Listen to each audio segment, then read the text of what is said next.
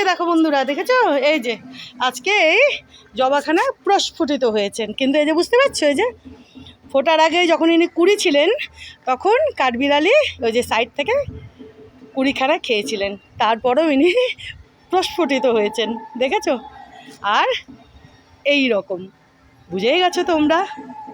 চলো, আবার রোদখানা উঠলো, মাঝে মাঝে একটু মেঘমেঘ করছে, আবার পুরো দমে রোদ উঠছে, জানো তো বন্ধুরা। চলো আমি এদিকে আসি, বাবা রে বাবা। আর এই যে দেখো শিউলি ফুলের গাছখানা এদিকে রাখলাম, এদিকে এলাচের গাছখানা, এখানে এই যে পাকুড় গাছখানা, দেখেছো? এই যে পাকুড় গাছ না অশ্বত্থ গাছ কোনো একটা হবে, তো ইনিও কি সুন্দরভাবে বড় হচ্ছেন, দেখো কদিন পরে দেখবে ইনিও কত বড় হয়ে গেছেন।